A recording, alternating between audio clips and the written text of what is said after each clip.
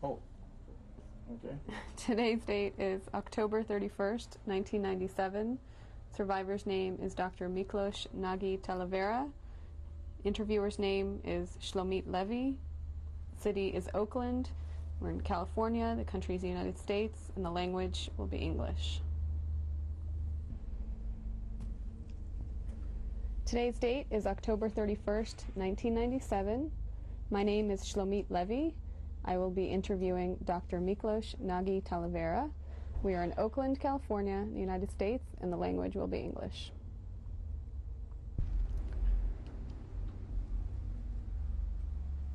Go. Could you please state and spell your full name? Miklos in Hungarian, Nicholas in English, Nagy Talavera. Could you please spell that? The whole name, Miklos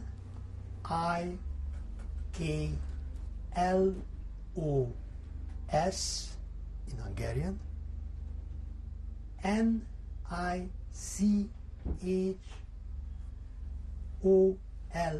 Nicholas in English, Miklos Nicholas, Nagy hyphen Talavera.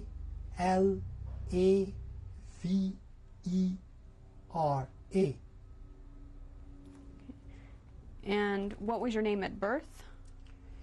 Miklos Nagy. Did you have any other names? Never. Any nicknames, Hebrew names? The Hebrew name, yes. Meir ben Moshe Tzvi. What is your date of birth? 14th of February 1929. And how old are you today? Today I am consequently 67 and a half years old. Okay. And where were you born? Budapest, Hungary. Can you state your parents' names? Yes. My father was Sándor Alexander Nagy, and my mother was Hermina Nagy. Did you have any brothers or sisters? No, I'm an only child. What did your father do for a living? Well, my father was perhaps the best known furniture store owner in Hungary, 3 stores, and he fabricated, produced his own furniture. What was the name of the store? Nagy bútor, Nagy furniture. I gave you the card. Did your mother work? Yes, very much so. She was the heart and soul of the stores. How so? Well, I mean, somehow my mother perhaps had more business talent than my father did. My father was a landowner's son with all kind of allures. He was very honest and he was very decently running his stores, but my mother was somehow, in my judgment, more talented. That didn't change the deep love between them for 49 years. Where were these stores located? One store was located in the elegant downtown section of Budapest. The second was located in a kind of middle class area of Budapest, and the third was located in a very popular area where, according our idea, we supplied the high classes and the aristocracy, then we supplied the middle classes, and then we supplied the peasants and the workers, farmers and workers. And where was all the furniture made? In our fabric, in our factory. Was there one factory? Yes. But it had different departments and different workshops. Do you know about how many employees your parents Oh had? yes, altogether I remember that, workers, supervisors, then the salesmen and the workers in the three shops, because there was a workshop in every shop to polish the furniture before delivery. So in together, my father was responsible for the livelihood of 300 to 320 people. And were most of them Jewish or not Jewish? Most of them were not Jewish. Most of them were not Jewish. They were trustworthy people. By the way, one of our designers saved my parents in hiding. And there were some very bad people amongst them too, as far as honor or dishonor or anti-Semitism goes. Who were your parents' customers? Well, the important customers were the whole ruling class of Hungary. As it was a saying in Budapest, that sooner or later anybody of importance comes to our store, because everybody needs furniture, right? If not for other things, marrying their son or daughter, and we were the best. Did you have any competition? Well, not what my parents would have cared about. They cared about us. They could always try, you know, I mean, it was a nice try, but they didn't get anywhere. Did you ever help out in the stores? My mother, God bless her, wanted me, but I had no interest. It was a full-time job to get me down to the store. So who took care of you while your parents were working? Oh, well, I mean, that was no problem. I had my Fräulein, my educators, and I had my educators later, when I learned already foreign language, and they wanted practice of the foreign languages. And as a young boy, in terms of who took care of you in the home, did anyone live with you in the home? Oh, yes. My governess. Do you remember her name? Yes. Well, I called her Mamika, little mom, but her name was Margit Czövek. Was she Jewish? No. And what kind of relationship did you have with her? Oh, I loved her very much. When finally my parents wanted German Fräuleins to teach me German, and she had to leave, I was the most unhappy person in the world. She was unhappy too. How old were you when she left? 6, when I started grade school.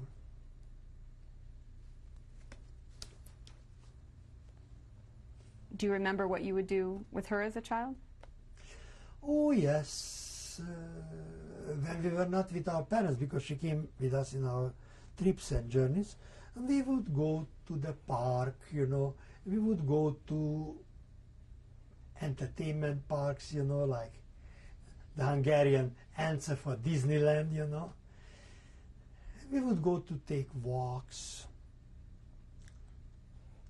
And who did you have after that, in terms of, you mentioned another governess that you had? Austrian young ladies. And do you remember their names?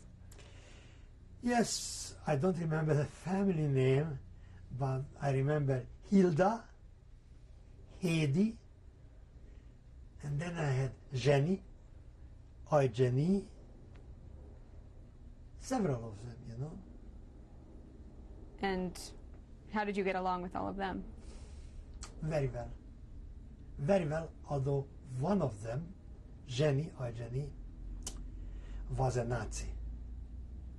And my parents fired her because of that. They found out about it. She was Austrian, but the Austrians are good Nazis, right? She was from Styria, from Steiermark, and she taught me a German, apart from being a Nazi, what my parents found out, which was a dialect of Styria. My parents wanted that I should speak High German, you know. And that was one of the reasons what they didn't like. But the second was that they found out that she had Nazi sympathies. How did they find this out? Innocently, because I liked her very much. Innocently, I told her when a German, that was before Austria's Anschluss annexation, German tourist bus came with a swastika on it. She was enthusiastically running after the bus with me and talking to them. But even the home where this you could hire this German language Fräulein governesses, by 1936 it was completely under Nazi control. Okay. Let's go back a little bit. What was your family's background? Your grandparents and... Well, my father's parents, my grandparents on father's side, my grandfather was a landlord in northern Transylvania. And his wife came from a very prominent Sephardi family in Western Hungary. Now it belongs to Austria. Frauenkirchen in German, Boldogasszonyfalva in Hungarian. It's a very old Sephardi community there. And the same thing, well, my mother's parents came from what is today Slovakia. That belonged at that time to Hungary, near Bratislava, Malacki. My grandfather was a school teacher, and my grandmother was a young girl who married her. Do you recall your grandparents' names? Yes. My grandfather is also Miklos. My my grandmother is Fani. And my mother's father is Maurice. And my grandmother on mother's side, the only one which I knew well, is Rachel. And what was their last name, your mother's maiden name? Rephun. Did your grandparents live nearby? For my father's side, my grandparents died shortly before I was born. As a matter of fact, the old Miklos Nagy died a couple of months before I was born. My grandfather had, mother's side, had cancer, and he died long time, in 1907. And my grandmother died in 1942. I knew her very well. How often would you see her? She lived with us, of course. She lived with you? Oh, yeah. My mother wouldn't let her go. What kind of relationship did you have with her as a small child? Oh, I mean, I was her life. She loved me, and I loved her too. Especially, I was stricken after she passed away. I went out every week to the cemetery to visit her grave. Do you recall any special memories that you have, times that you shared with her? Oh, well, she was always around. She was always around, although in the last 2-3 years she had already a progressive Alzheimer, you know. You couldn't talk to her very well, you know. And she followed the conversation at the table. And I remember one scene, it's precious. Of course, these were Nazi times, so she heard a great deal about Hitler that we were talking, you know. And then she spoke very good German, you know. To my mother, sag mir, mein Kind, is Hitler a Jude? Tell me, please, is Hitler a Jew? And this was, you know, the glacial peak of her Alzheimer. This is what I recall, and I recall her undying love towards me. Who cooked in your house? Servants. How many servants did you have? At least 2. One in the kitchen, who did the cooking and the household, and the second he kept the apartment, which was quite big, in order. And later took a little bit care of my grandmother too.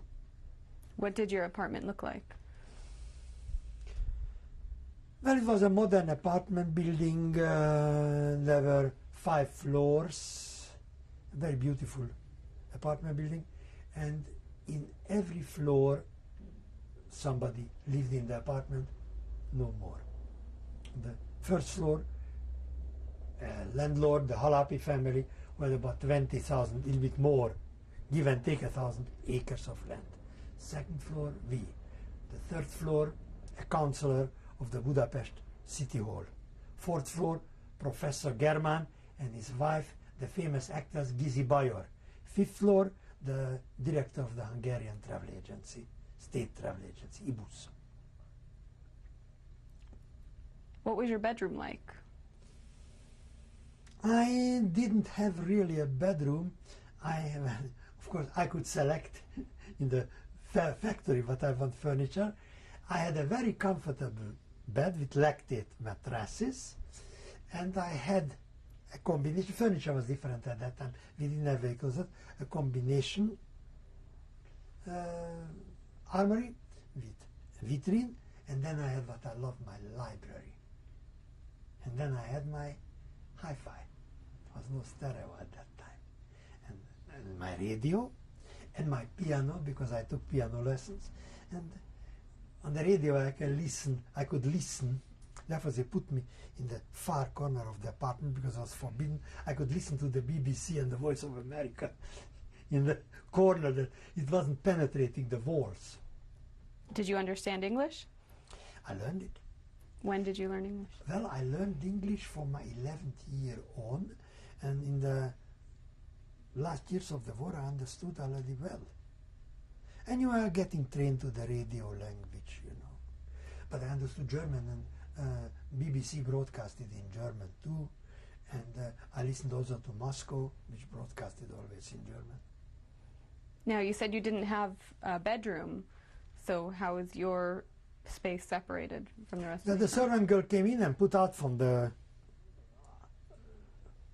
recamier, you know, the sofa, you know, my bed stuff. It was a broad sofa, a very comfortable one, and put it out, and in the morning she put it away. Did you have any privacy? It was my room. Nobody came in there without my permission. What languages did you speak at home? At home, only Hungarian. Only Hungarian. When I was in Transylvania on the estate, sometimes Romanian. Interestingly, my father did not speak Romanian. That was for the peasants, you know, not for him. But I learned Romanian. Well, until I was 6, I didn't understand because my parents, when they talked to each other, they spoke German, that I shouldn't understand it. But then this practice stopped because I spoke German.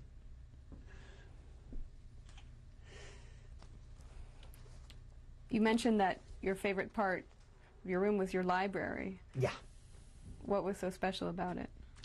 Special about it was that, as everybody told it, and now in retrospect I can see it too, it was way beyond my age. Maybe the war brought it around because the war evoked interest in history, in travel descriptions, you know, and in anything else. So my library at my age of 8 or 9 was really something. But when guests came, the first thing what my parents showed, they showed my library, what I'm reading. What were your favorite books? At that time, Gone with the Wind of Margaret Mitchell, but there were other books too. In what language did you usually read? Hungarian, German, English. I had no Romanian books really. Well, I had some though.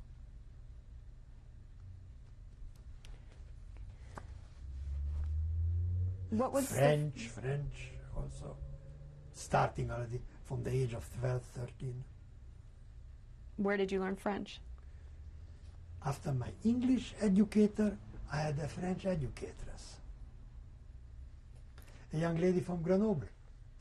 And she was very happy to be in Hungary during the war because in France the situation during the occupation was very hard. When you say you had this educatress, how often would you study with this? As often she imposed it on me, but I had to. How often was that usually? Well, I mean, it was twice, 3 times a week, because she wanted to correct my grammar and she wanted to increase my vocabulary. We're going to stop I'm now. sorry, I looked at the wrong number. You've got about 9 minutes left. What was the elementary school that you went to? What type of school was it? It was the Budapest Rabbi School's elementary school.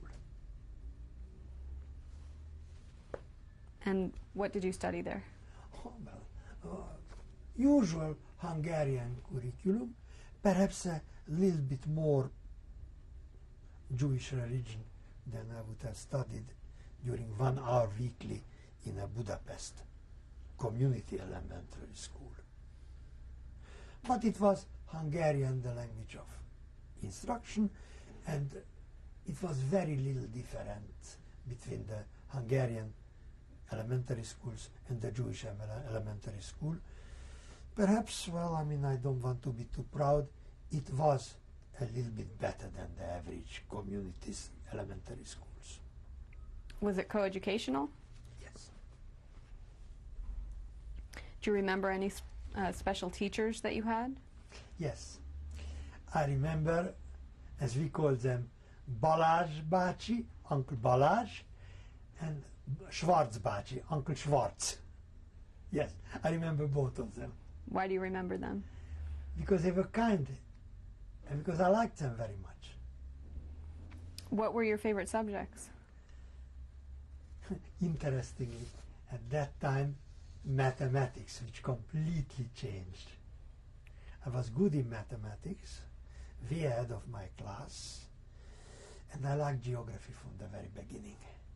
Therefore, I became such a prolific traveler. Where would your family go during vacations? That depends. To Austria until Herr Hitler didn't come in, to the Adriatic Sea, to Switzerland, to Paris, and to Spain, and very much to Italy. But in Spain, there was the civil war raging, and we, from Hungary, which was a right-wing country, could not go to Republican-controlled areas, only to Franco-controlled areas. Stamped in the passport. How did you travel usually? Well, I mean, both with our car and by train, the famous Orient Express and other trains. And what was your favorite place to go on vacation? My favorite space? It would have been Vienna, but as a child, when my parents left me in the car, I had such bad experiences with anti-Semitic louds who came around the car and began immediately anti-Semitic provocations, so that I didn't like. I like the Latin countries. I like Italy, I like Paris, and I like, above all, Spain. Why did you like Spain? Because I knew that I'm a Sephardi Jew, and because somehow the Spanish character was something which attracted me as a child already very much. The honesty of the average, simple Spanish people, despite of their half-starved lives. And what excited me so much, this European and yet not European impact of Spain. And then there were the bullfights, and there was, the language, which I picked up very fast. Where would you stay on these vacations? Where would we stay? I wish I could. I sometimes go these places, these hotels buy, and I cannot afford them. my parents could. Where? I mean, Prince de Galles and George V in Paris, or in the Royal Monceau, in the Imperial in Vienna, in the Ritz in Madrid, you know, I mean, or in San Sebastian, in the Nizza. Should I continue? The best what money can buy. You mentioned that you experienced anti-Semitism when you went to Vienna. Yeah. When was this? Before the Anschluss, before Hitler entered, and we went up to Vienna because it was only a 3-hour ride from Budapest on the weekend of the Anschluss. And then we couldn't come back until the border was reopened. So I was there in the first week of occupation of Vienna. Shlomit, this was such a horrifying experience which I will never forget. I cannot get rid of it. What those Viennese did with the Jews, especially the first day too, when there was no police, and the Austrian police was not stopping them. It was the Austrian SA which dominated the streets. I don't speak about the cheers. I don't speak about, you know, the 2-mile ride from the Western Railroad Station to the Great Reception before the Imperial Palace, where Hitler had to travel 4 hours from the cheering Viennese. I don't speak about in the windows what I saw, this fat Vienna woman swooning and jumping up and down from enthusiasm. But I speak about before a Jewish stop, such SA pig, forcing a Jewish kid of 7 or 8 years, my age, you know, to stick his finger in a box of paint and write on the window of his father's shop, Ich bin ein jüdischer Schwein, kaufe bei mir nicht ein.